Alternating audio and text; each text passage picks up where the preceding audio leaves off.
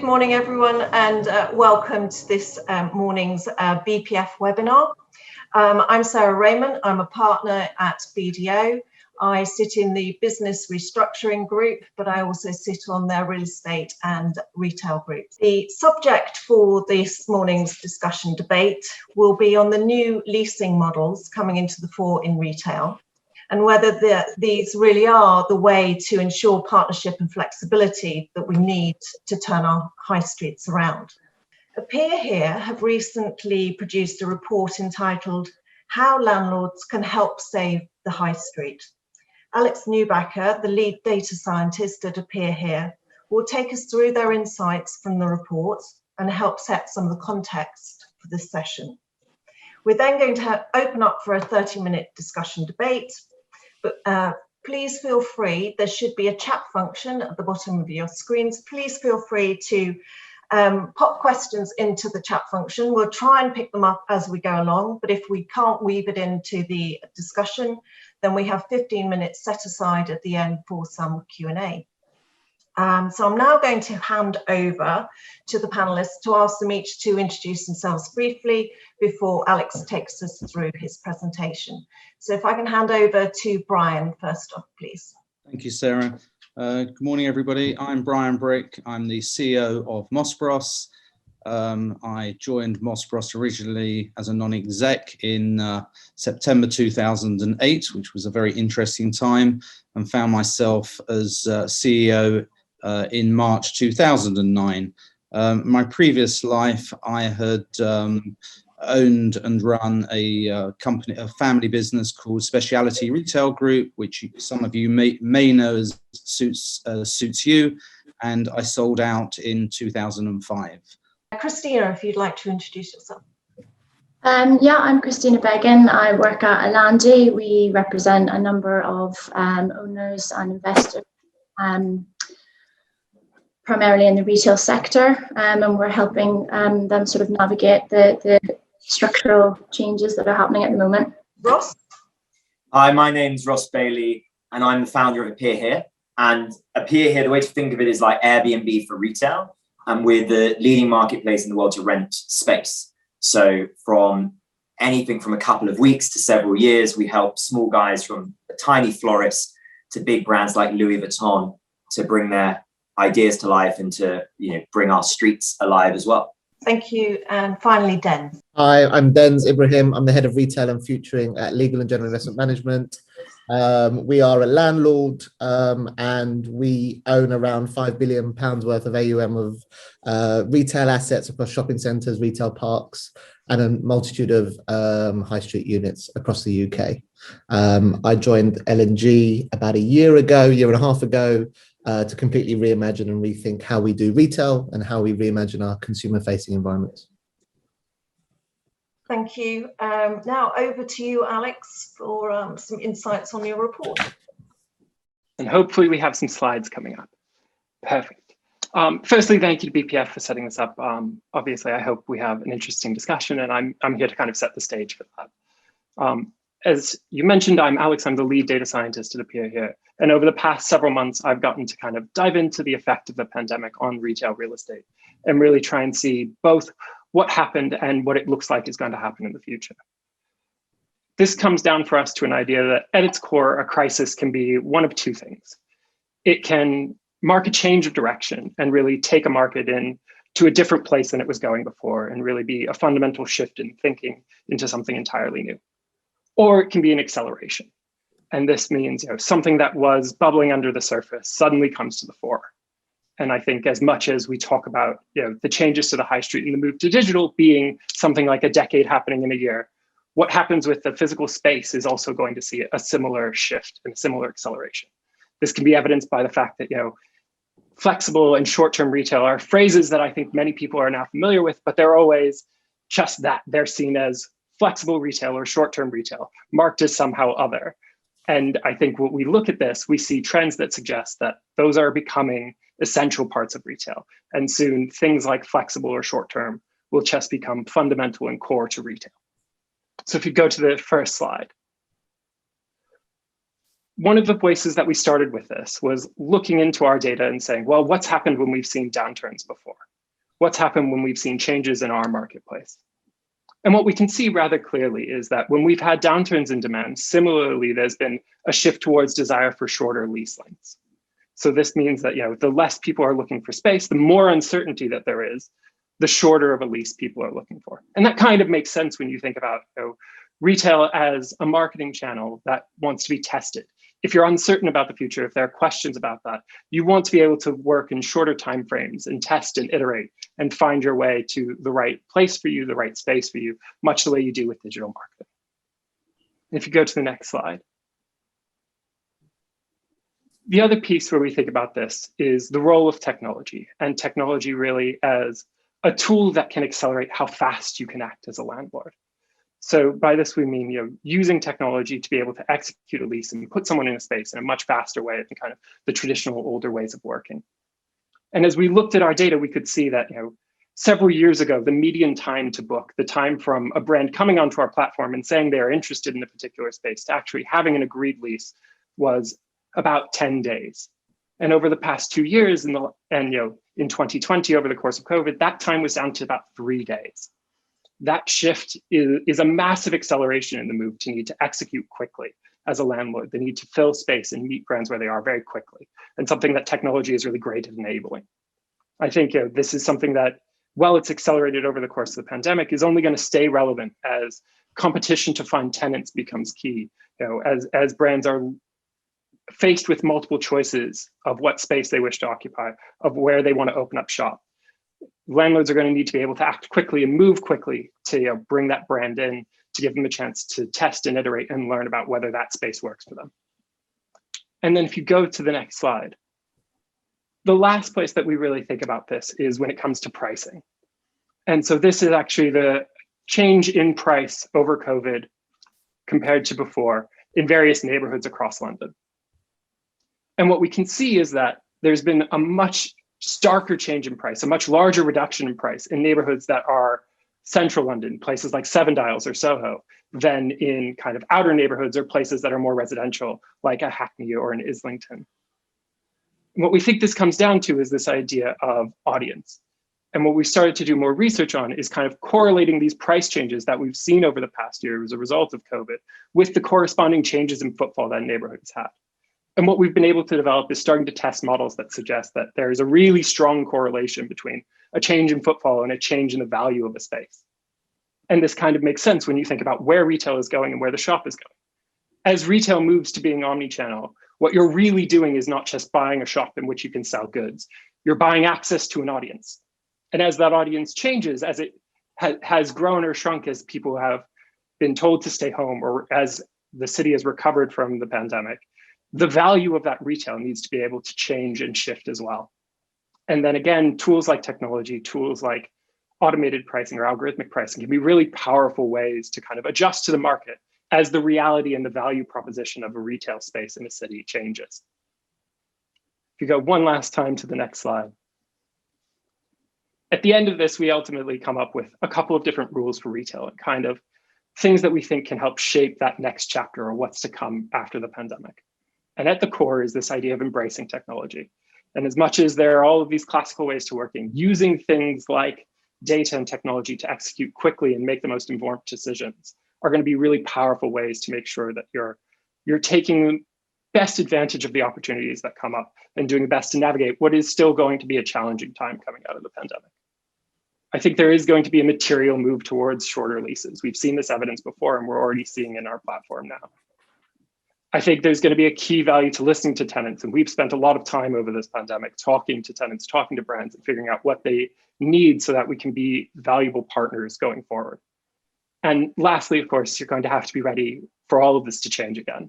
Now, the world is not going to come out of this in a stable place, and there's going to continue to be shifts and changes. And that adaptability and that flexibility is going to be key to adjusting to whatever the reality is as the months and years come on. So that's about it from me. That's a quick summary of the report, and I'll hand it back to you, Sarah. Thanks very much. Thank you. That really sets the scene for us. So we're going to move to our first topic now, which is the changes and what retailers want from their space. And I'm going to open up with the first question to you, Brian, which is, I guess also it's on the back of the news from today from John Lewis and Sharon White saying that they've seen a decade of change in the shopping habits in 1 year.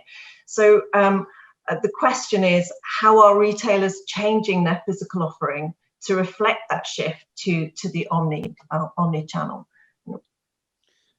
Well, the first thing I'd say on that is the last year, from a retail store perspective, it's very difficult to see what the change is, because out of a year, we've been closed about 8 months.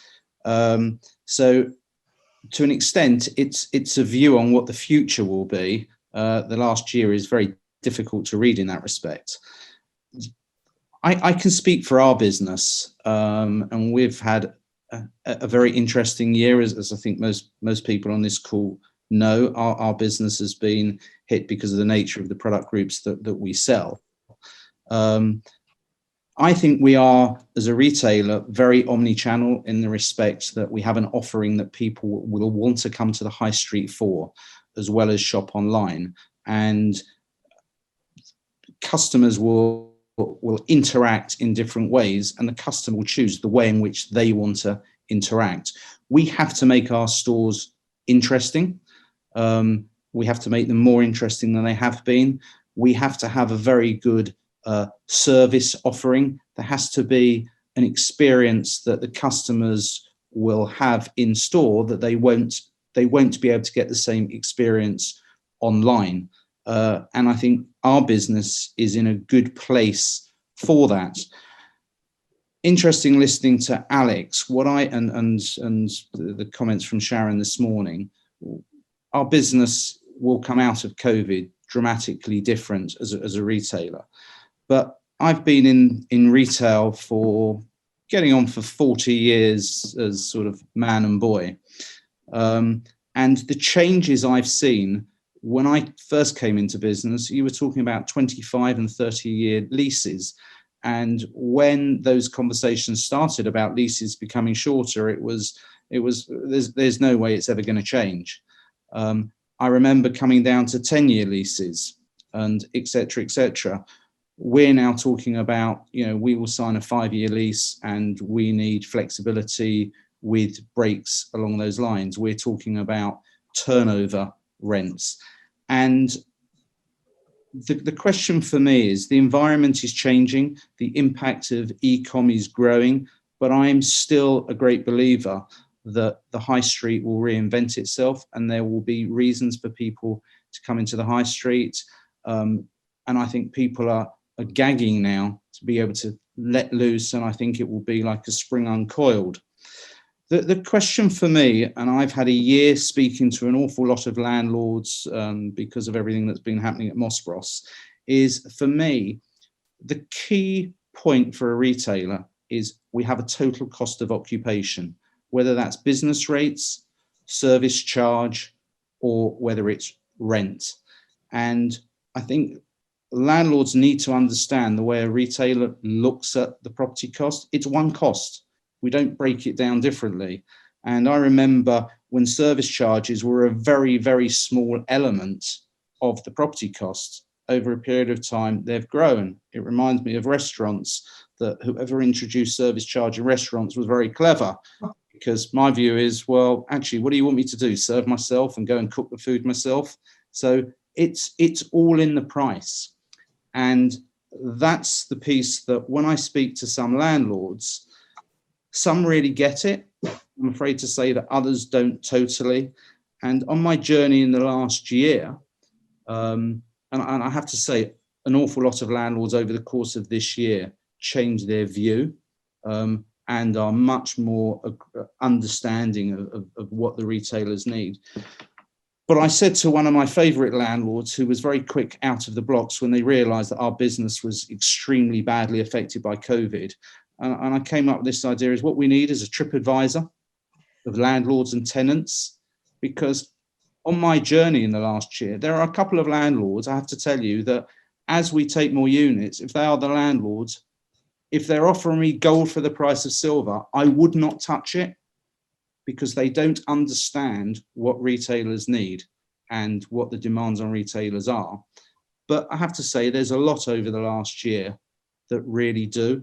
And for me, the pendulum over my business life, I've seen this pendulum swing where, you know, it's all for landlords or it's all for tenants, and neither is the answer. The answer is somewhere in the middle. Both landlords and tenants need to make money, and that should be the deciding view. I'm asked by many landlords about click and collect, and I know there's a strong feeling from myself and other tenants, well, you know, I can't afford to pay you anything for click and collect.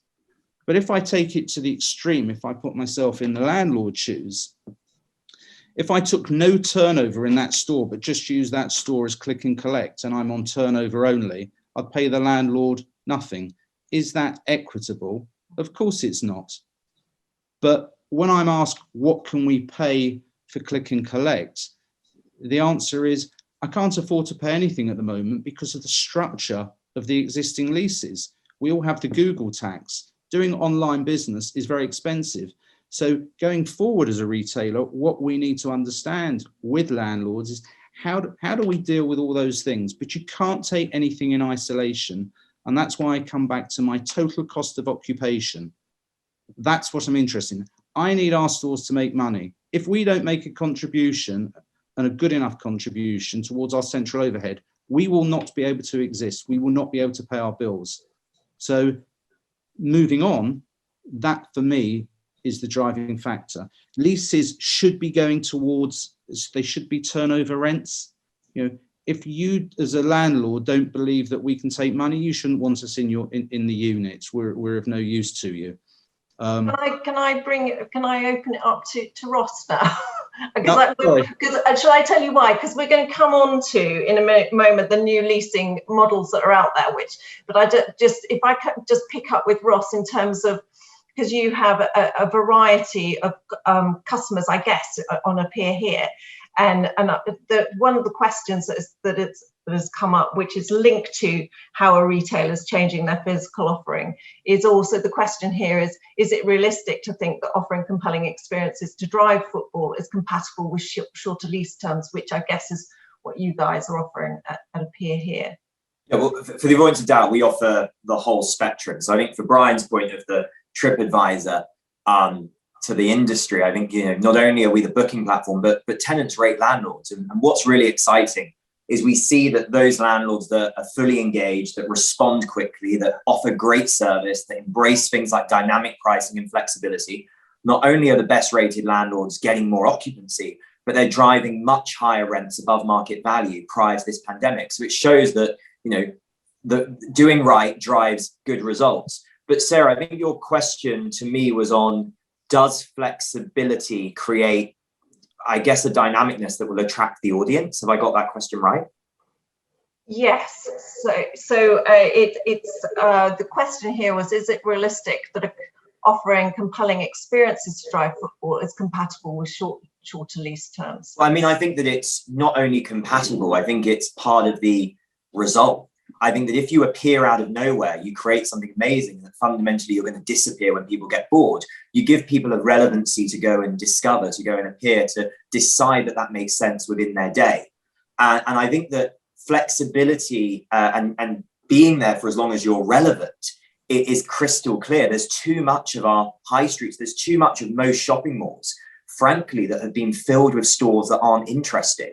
And I think of this like a TV network. If you've got X Factor on your TV network, there was a moment where X Factor was the most successful, amazing show and everyone watched it.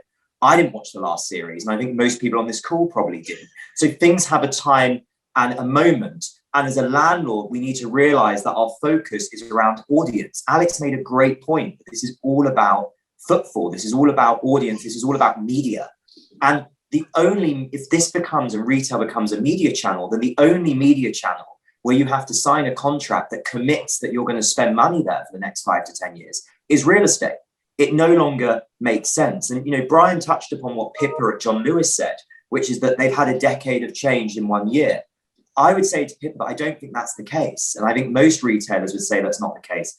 I think that it's simply not true. And that what's hopefully happened is that Pippa and her team have woken up. I think that the rise of commerce and e-commerce is not something driven by COVID. It was something that was dramatically being driven anyway. And we've just seen that accelerated. You look at, the BBC News this morning that was showing John Lewis and showing Marks and Spencer's, talking about now focusing on online. They had shots of within a Marks and Spencer's store, and it really looked like a graveyard of mannequins with ill-fitted clothes. And you sort of sit there and go, well, no wonder these stores haven't been doing as well as they should. And my question would be that I think Selfridges, for example, wouldn't be sat there today saying we've had a decade of change in a year. I think that the rise of flexibility, to completely agree with Brian, the rise of flexibility has been happening for the last 20 years. Every single year, whether the economy's been up or down.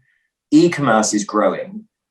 And those fundamental truths have only been accelerated by COVID. So I think the exciting thing, to touch upon what Brian said, is that the right landlords seem to have fully woken up and embraced this. And I think the real important point is, for too long in real estate, we've been focused on fighting the old rather than putting our energy into building the new. And there needs to finally be an absolutely dramatic change in the business model. And there are arguments that are no longer correct, right? We talk about covenant. Covenant is ridiculous, makes no sense if you've got a brand that's going to go into administration. You might convince yourself it's covenant, but it doesn't exist. Debenham signing a 20-year lease and they've just gone through a CVA is not a covenant, right? Whereas data, if you can see that you've got volume and you've got data of people that want to go into your space, that data, like any other industry right now, gives you predictability of income, predictability of where the market is. And fundamentally, if we look to what covenant is, that is what covenant's meant to be. So I think we're in a position where the optionality is gone. The future is now here, and we need to fully focus on how we build that new. And what we've seen in other industries, this isn't a new thing for real estate. We've seen this in every other industry, where there needs to be aggregation. There needs to be a single platform, often. There needs to be transparency. And you need to lower the barriers to entry.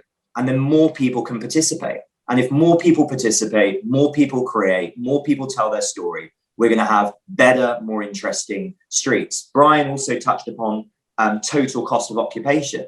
Completely agree. And if you go on Appear Here, since we founded the business 6 years ago, every space, the price is fully inclusive. So you can go on and it just has one price, and that price is also dynamic. So if the area is suddenly thriving and more people are looking at it, the price goes up. And if that area is struggling, the price goes down. And what happens is you see this circle where more things create, drive more audience, and things become more interesting. So I think we have to really game change how we're thinking. And I think that anyone who gets offended by that should question why. The world changes. Let's be excited by the new versus fighting the old. Thank you. Can I just bring in Denz there as a landlord who has introduced flexible leasing, just for your views on response to Ross, I guess. Sure. I mean, I come from the same school as Ross, so we agree on a lot of things. I guess the interesting thing here is that everything that Ross is saying is what we're trying to do through our kind of flexible partnerships model. And there were two key things that Ross mentioned, which essentially were the basis of what we try to do in this flexible partnership model. And the key thing was, we didn't call it the flexible turnover model. It was all about partnerships. So it was all about driving much deeper connections and relationships with our occupiers. And those occupiers are coming from a multitude of different lives. We don't see it being 100% retail anymore. If it's 50-60% retail, it's going to be a combination of national, local brands, but also a mixture of other types of occupiers as well. And I guess the two schools of thought for us when we started this, and we started this way before COVID, and I joined about a half a year before the pandemic hit, and this was a part of our bigger strategy piece to begin to reinvent our retail places, was essentially to do two things. The first thing was about us as a landlord, to have a lot more flexibility in who we partner with, being able to be curating the right content at the right time for the right people. So we wanted to be able to create flexible kind of partnerships with a variety of occupier, but also to be able to create flexibility in how we worked with that occupier, right? And I think having that one size fits all kind of cookie cutter way of doing things, and Ross talks about relevance. This was kind of the antidote to that, right? How do we begin to do the opposite of that and begin to turn this historical barrier, for the retailer, for the occupier, into an opportunity. So you had flexibility on one side, which was for us essentially, and then optionality for the occupier. How do we begin to create optionality for different types of occupiers who historically couldn't gain access to our town centres and our spaces, but also begin to create optionality in how they got involved with our spaces? So what we tried to do was basically build this very, and I want to say loose, but this framework which didn't create this very fixed way of my team and our team in the business to do deals with occupiers, but allowed them to have lots of different nuances in how they did these deals. And I'll just very quickly go through those 4 packages. Essentially what we tried to do was create 4 packages within this framework. The first package called Flexi, which was very much kind of aimed at smaller startups, those brands who historically couldn't afford to get into our spaces and get in front of their audiences. And that was much shorter lease lengths of 3 to 36 months, turnover deals in kind of pre-white boxed or black box spaces where they can come in and do something really interesting and really cool. Then you had kind of the second package, which was operational, much more targeted towards the middleweight brand, who would historically be sitting within a traditional lease, who that didn't work for them. It was a barrier to making them successful. So we created these kind of operational deals where it would be a turnover deal, but it will be kind of a linked to performance in terms of the break. It'll be outside the act, and it'll be between 3 to 5 years. So kind of slightly longer than the Flexi, but shorter than a kind of a 10-year lease. So it fits within what Brian was saying within that 3 to 5 year period.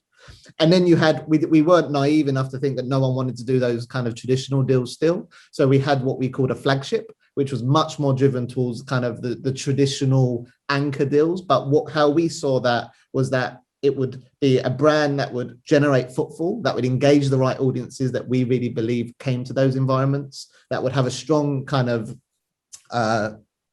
without saying the word covenant, a strong kind of revenue, a strong financial standing, but also frankly didn't want to do a turnover deal with us. But we still saw them as a very strong partner. And then the fourth piece was something called Flexi Flagship. So it was the amalgamation of 2 of those packages, which was the flexibility in terms of the commercial model, but it was the duration of the flagship, because we came to notice that a lot of either F&B brands or other brands that had either more capex to put into the unit or had needed a little bit more time to engage their audiences required that little bit of flexibility in how they did that.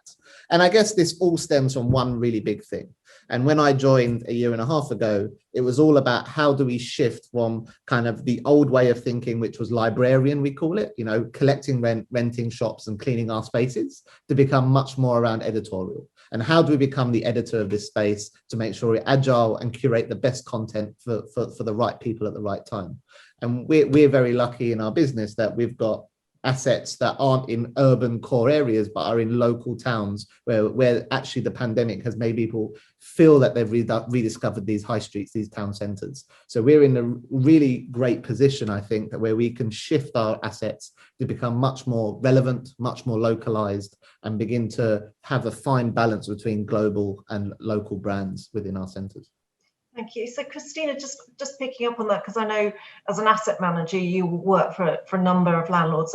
So Dens is one landlord, as it were. What are you seeing across the other spectrum? Yeah, I mean, I don't know if a lot of what we're talking about is necessarily new. I mean, a lot of this has been happening organically anyway, given that, retailers do, established national retailers are wanting more flexibility than they did 10 years ago. That's just what's happening. There are more break options in leases. There's quite often, turnover rents or turnover top-ups, and that kind of thing is kind of happening organically anyway. I think the thing that hasn't changed is the UK sort of valuation model. And, we are wedded to this sort of institutional leasing model. That's the shift that's needed. We are doing, what we can to work with retailers. We know that there's a huge shift in the market, and we're very realistic about that. But what is needed is the shift in investment dynamics as well. so that we're not still wedded to this, long lease terms and fixed rents, because it's just not what's happening in the market anymore. And, it's not really what's happening in Europe. A lot of, owners and investors are sort of multinational, and the lenders and, owners across Europe are used to different models, not the UK model. So why can't we sort of have something like that here? And it won't happen overnight, but I think it's certainly something that needs to be addressed. So one of the questions in the chat box, which does come up, sort of bring in the banking focus, is in terms of refurbishment of how does new space, get developed, refurbished, if we're looking at such short-term bookings of space, and will banks be prepared to advance funds to landlords, or will a landlord need to go and source new sources of equity? I think any owner of real estate has to be prepared to create some sort of vibrancy. Now, that's not to say if you have a town centre or a shopping centre, the whole thing is short-term flexible leases, and it's, you can have, as Denz has touched upon, a degree of the traditional flagship stores if that's what those retailers want. But you also don't want it to be stagnant. You want to be able to bring in new brands. You want to have a degree of flexibility where you can have, where people can interchange and consumers then feel like there's something new happening. And there is sort of value in that. So I think being wedded to everything, yes, there are costs in refurbishing, and we can kind of come on to that, but it needs to be a balance between the two. Okay. Ross, I think, yeah. I was just going to say something to add there, and I think it's so refreshing to hear what Denza had to say. And Denza worked with us before, so I think if any landlords need someone, maybe the approach for Appear Here should be that we place amazing people like Denza into each landlord, and then they view things similarly. But I think that what we've got to be careful of, which you just touched upon, is this idea of flexibility just being a part. As I said, we do long-term deals as well. But last year, Appear Here in 2019, sorry, I say last year, and I think we'll all do that, like 2020 didn't really exist. But last year in 2019, we launched something like over 10,000 stores. And most of those happened in shop fronts where there'd be naturally some element of white boxing to quite a simple effect. And I think that really, even a lot of luxury brands and people who really care about their fit out are starting from that approach versus what it used to be, where it would be fully sort of core and shell. But I think we need to be cautious about this flagship model. I do understand it, and we are seeing it happening more. But I think that right now, to Alex's point, when you have uncertainty around pricing, I think that flexibility is even more important for actually the landlord to make sure that they understand what's going to be interesting and where that price is going to end up. And that gives them an element of flexibility on their side, which I think should be in the interest of the financiers going forward. I think the second thing as well is just that, whereas a few years ago, when people used to talk about the anchor store, you would think about certain stores as being those anchors that would attract people. I really think that has started to, well, not started to change. I think it has changed. And unless it's really a supermarket, the anchor store doesn't really exist anymore. And what we've seen is that the biggest, most successful locations don't have a bit flexibility. They're frankly full flexibility. So you look at value retail, you look at Vista Village, it's the most successful mall in terms of price per square foot. It's got the longest list of tenants that are trying to get into that location. And when the pandemic opened up, even though a huge percentage of their spend previously had been from foreign customers, they were actually up year over year on 2019. So you're seeing that relevancy is what drives audience. And audience spend is, in the end, what drives success and what drives asset value, in my view. Just turning slightly away from our focus at the moment, I've worked in business restructuring, and I've worked with retailers, and there always seemed to be a little bit of reluctance in terms of transparency of data that they were willing to provide to their landlords. And I just wonder, Christina, if you've noticed a shift in attitude to being, if you want to work in a partnership, you have to be prepared to disclose more information. Yeah, look, are very fortunate. We have a really good relationship with most retailers and occupiers, and there is definitely a partnership there with most of our occupiers, and therefore there's quite a lot of information sharing that does happen. Obviously, that doesn't apply to everyone. There will always be outliers, and landlords have abused their sort of monopoly position for a long time. So there is an inherent distrust there on the occupier side, and there are hurdles to overcome. I think what both parties, neither of us want empty shops or dying town centres, and if we are to both thrive, then we need to work together, because brands need bricks and mortar need brands. So it's I think really that there needs to be a lot more partnership and a lot more open dialogue, which has definitely, I think, during COVID, there will be a lot of landlords who unfortunately maybe wouldn't have engaged with occupiers, and COVID has forced those conversations.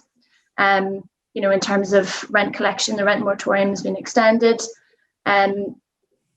If we want to come to an agreement as how to get some of that money in, you need to reach out to your retailers and occupiers and come to some sort of a realistic agreement. So I think it's happening. It's been happening for a long time. It needs to happen more. And both parties definitely have a part to play in that.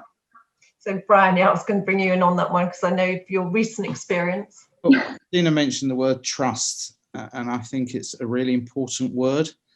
I've always been prepared to share our figures. Ross mentioned value retail. You've got value retail, you've got MacArthur Glen.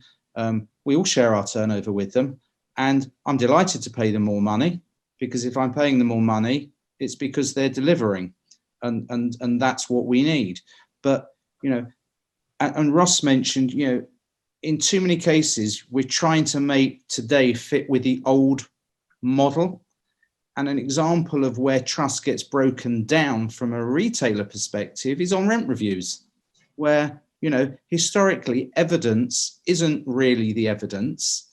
I would loosely use the word cooked, but it's manipulated from a retailer perspective in some cases, not in all cases, but there is the extreme. And in that case, where you've got a review and the rent historically has gone up, where you turn around to the landlord and say, but nobody would take that unit at that price, right? And you can prove that. That's the problem historically with trust, that you've got that in the past. So retailers are thinking, well, why am I going to trust you? And that's where the TripAdvisor sort of idea comes in. But I would agree with Christina. Over the last 12 months, an enormous amount of landlords have really understood that the world needs to move on. But we do need to change the mentality from trying to have a modern day version of the old model. The old model is finished. It's gone. Ross, I think you wanted to come in there. Well, I was just going to say, I think there's two things that help here. I think one is transparency in the market. So I think we can't expect tenants to share more transparency if we don't share, if the market isn't transparent. I think in landlords' favour, it's previously been quite opaque. So I think having things like standardised pricing, having pricing that is fully accessible, having a platform showing, like we do on here, showing the dynamicness of when something's doing better and when it's doing worse, and being very unashamedly open with that. I think that gives brands trust to share that back. And if you think about Google, you can see how keywords are performing before you bid on them, right? So yes, there is a Google tax. Yes, it's frustrating, but there is an element of transparency from their side of which they're asking for it in return. And the second thing is around how you build that in. So the data collection is built into Google's product. They don't call you at the end of the year and say, can you now share all your data so we can understand if we can maybe convince you that we drove some of your business? They know exactly what they drove. And I think that when we're building the product, when we're building spaces architecturally, we need to decide how does that space need to look, but also what needs to be in that space so we can prove to the tenant, prove to our customer fundamentally that what we are doing is providing them a return and driving value. The metric for an asset manager shouldn't just be occupancy. It should be the same metric that's driving the success for the brands that take occupation within it. Because if those two things are connected and joined, like they are, for example, as Brian mentioned at value retail, you're going to end up seeing everyone gain the success. So I think, first of all, you need to prove ROI as a landlord. Second of all, that data collection needs to be built into your product, whether it's from using a peer here or building it into the architecture of the actual space, so like footfall counters and stuff like that that connect. And then you need to make sure that there's transparency from the beginning in the market. Dennis, did you have anything as a landlord? Yeah, I was just going to add on to that, actually. I think the transparency piece is evident, right? It's been done for years, which is obvious. So airports have been doing it, outlet centers have been doing it, concession stores, great concept stores have been doing it for years. So it's not doable. I think what everyone's touching on here, and I totally agree, and that's what we've really trying to work hard on, is a cultural shift in terms of the role of the landlord. You know, this is a cultural shift in terms of the landlord taking much more responsibility in their bit, which is all about bringing the right people at the right time, so that they can prove to the retailer that their value is about engaging audiences. And Ross mentioned about what Google's role is. Google knows their role in that scenario, in that case study. The landlord cannot sit back and then let a property manager take place and a center manager come in and run it from a traditional property perspective. We have to come in, and it goes back to that librarian to editor piece. We right now have got a multitude of centers and a multitude of parts where we're building teams internally to begin to drive the right type of relevance and the right type of environment for our retailers to thrive. And then hopefully through that cultural shift, there'll be a trust element which begins to build with our retailers, because they realize that we're delivering, and we're building a whole back end of stuff which is all around different data points, which drives new insight into that asset. That could be dwell time spend, it could be audience engagement, it could be journeys, it could be all of these different things that we're driving, which is tapping onto those new ROIs for the asset management team, which we're going to share with our retailers and our occupiers to begin to deliver that. But let me put this very clear. If a retailer is not performing, and to date, I've never seen a good retailer die. I've only ever seen bad retailers die, and that means they haven't evolved. Just like landlords haven't evolved, the retailers who have not existed for today were just not good enough, frankly.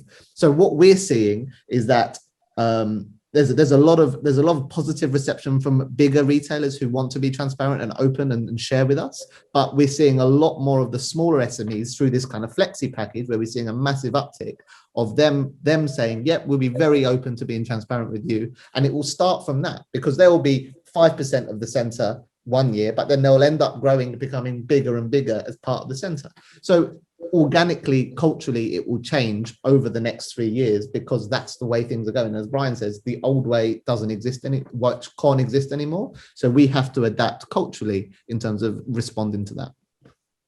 Thank you. I think you've neatly covered how will things develop in the coming years, which was our final topic area to cover before we moved on to questions. I don't know if anybody else wanted to pick up on any points as where you see leasing structures going in the future, or how things will develop over the coming years before we move to questions.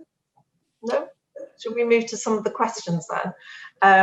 So I'm not quite sure who's going to answer this one. With the difference in the law between Scotland and England, does a tenant attitude change to length of lease in Scotland when you do have then security afforded in England? I'm not quite sure I quite understand that question. I'm happy to take that because I've worked in Scotland. Thank you.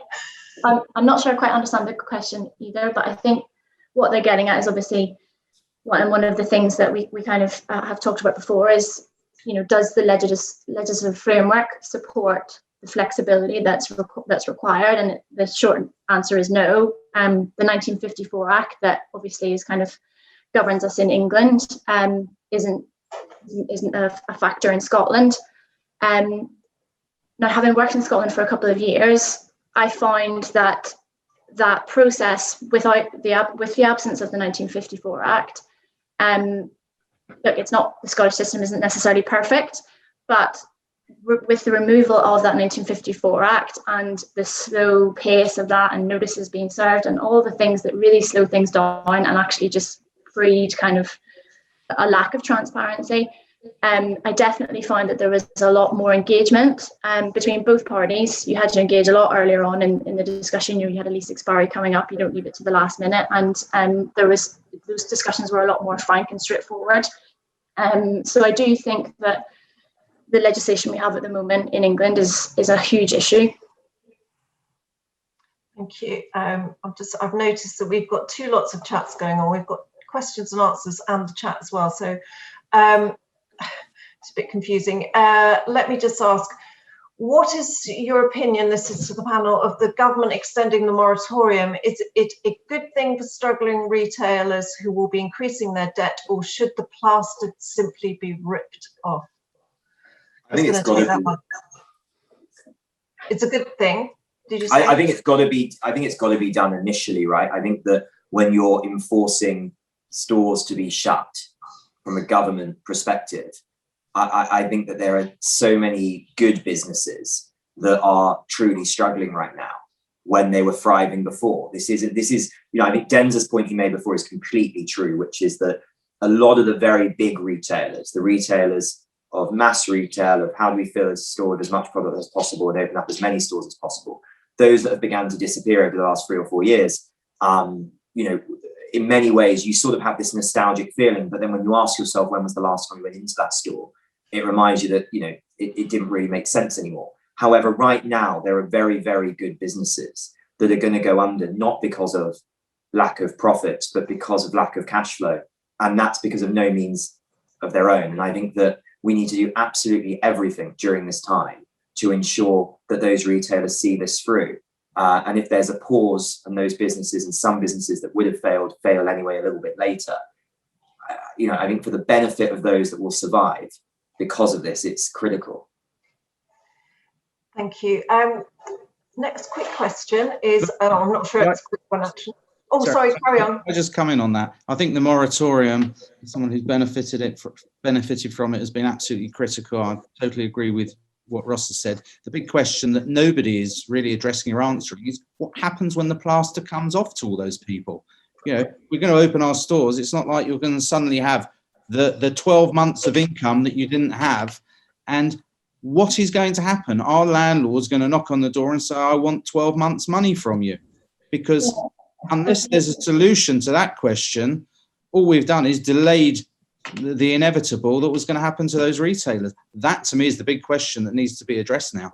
Yeah, I think agree with that. It's a very blunt tool, and it's difficult for the government, obviously, to see how they can assist, but it's certainly a very blunt tool. And I think unless they decide of, you know, some sort of measures that they're going to put in place after that plaster is ripped off, there's going to be, you know, the debt's just increasing, and you know, it's not going to be written off in all cases. So how do we deal with that? It is a big problem. I think that's a whole topic for another session, to be honest, because I completely agree with you. There will be businesses with balance sheets that we will completely need to be restructured, and I'm not sure in the 8 minutes that we've got left to talk in this session that we could cover it, but I completely agree with you, Brian. So something will have to happen with a lot of these businesses.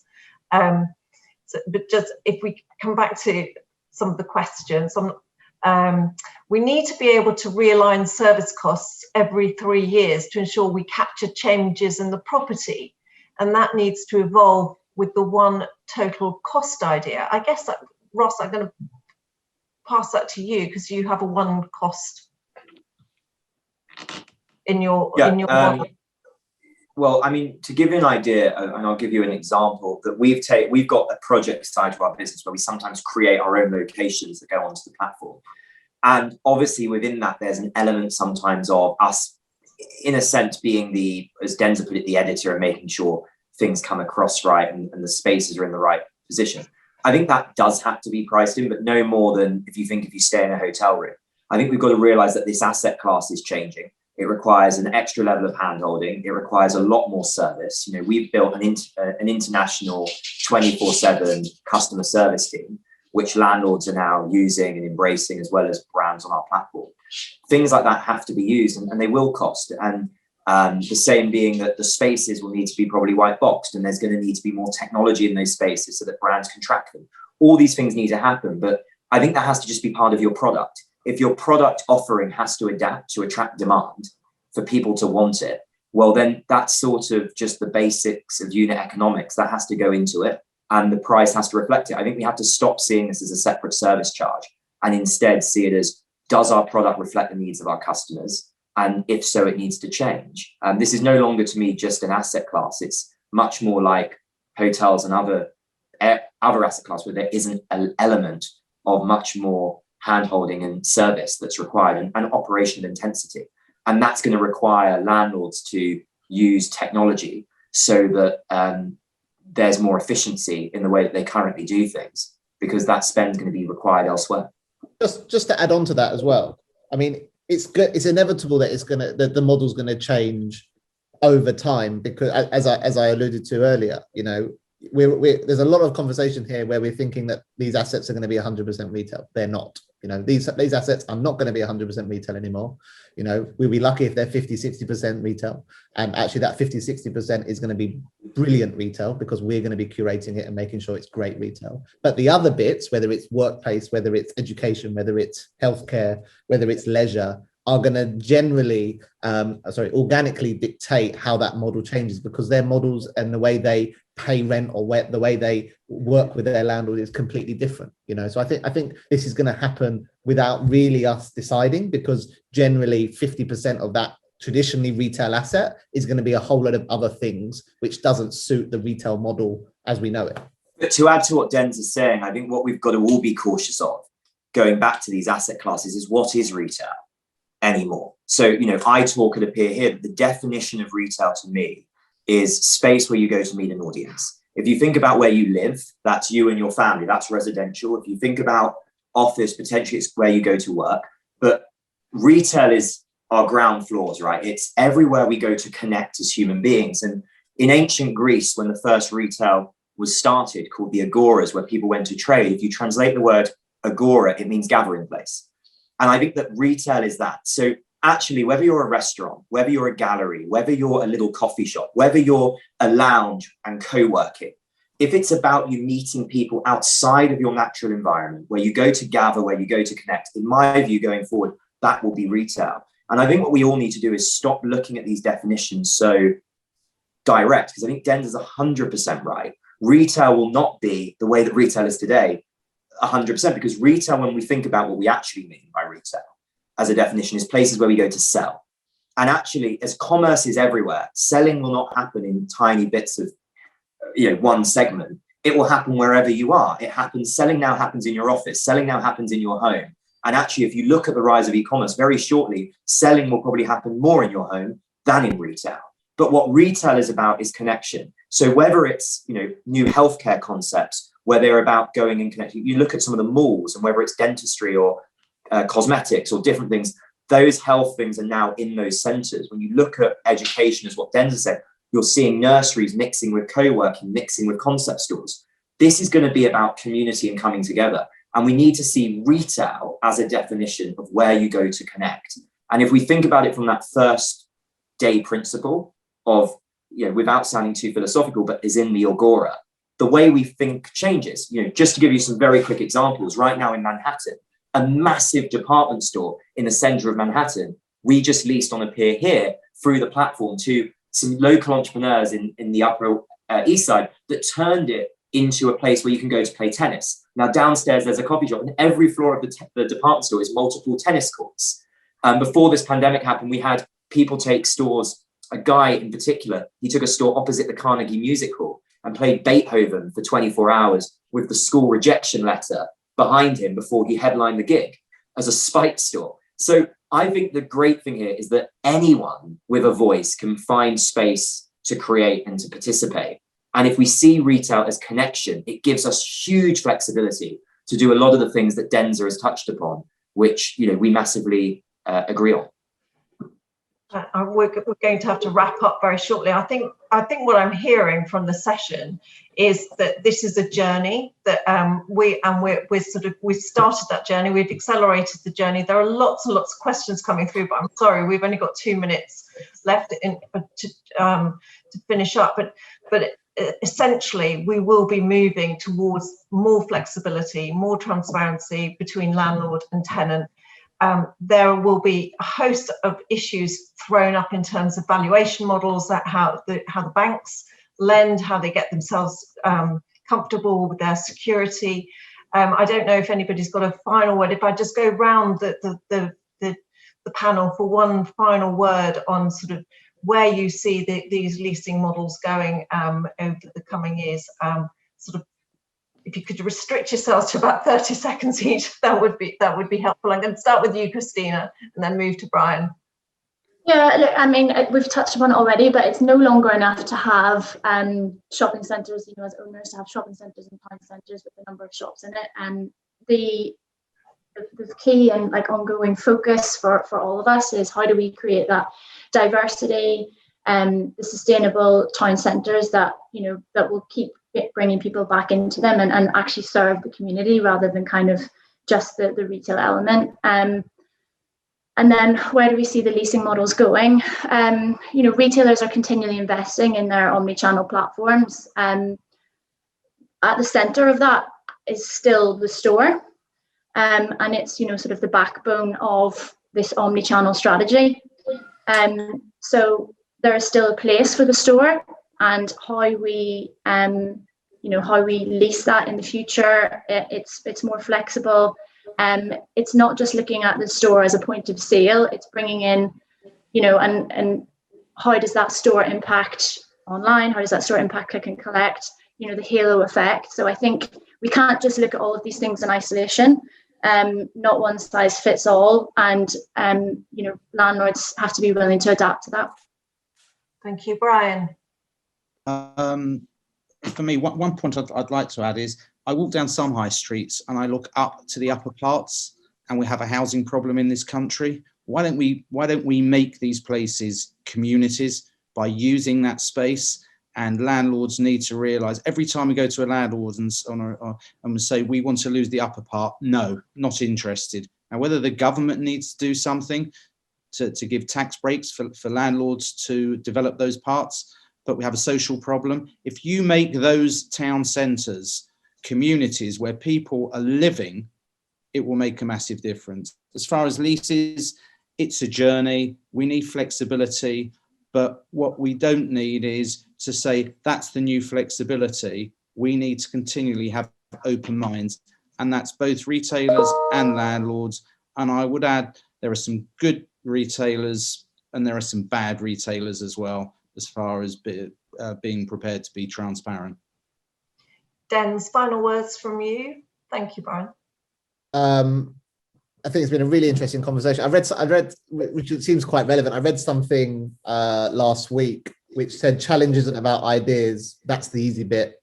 The challenge is getting rid of the old ideas and the dinosaurs who created it. And I think it couldn't be even more relevant today. Pretty provocative, but I think we're going to come up with a solution within this leasing piece soon because we have to, but that's going to evolve in 2 years' time and in 5 years' time. And I think, yes, we've got some answers, but actually, if we can listen to the customer and we curate the best environments for those customers, you kind of can't go wrong, in my opinion, across from a shop level to an asset level to a town level.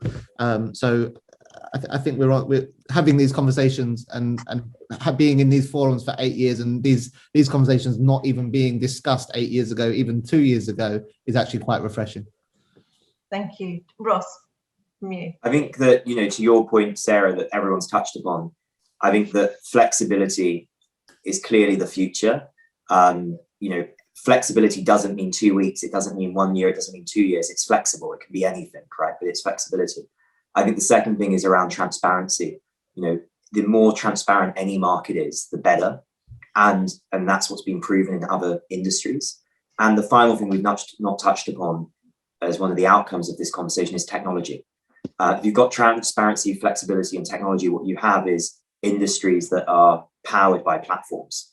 And whether it's how we today listen to our music, how we watch films, how we eat, anything we do, the biggest companies in those businesses are platforms that help us do that. And actually, as you've seen with businesses like Netflix, TV production companies and movie businesses were really struggling a few years ago, and now they're thriving more than ever. So the future doesn't need to be worse than the past. So I think we need to stop romanticizing the past and instead really focus on how do we build the future, because we've got I think everyone, sometimes in real estate, in retail, in the businesses where we're in, we forget how much an important role we play, that our cities are not the cathedral or the big art gallery. That's not why we go to live there. Our cities are all the other 99%, which is the streets and the places that connect us. And everyone on these calls plays such a vital role in doing that. And I think we need to realize sometimes that value we're creating first and foremost before we think about just the asset value. Because I think the asset value will be a outcome of focusing on those things first. Thank you. So that just brings me to thank everybody for dialing in and listening to us this morning. Thanking the panel for really interesting and thought-provoking discussion. And there are lots of questions that still haven't been answered. I understand from Gail at the BPF that we will try to respond to those separately after the session. But if I can just thank everybody for their time today.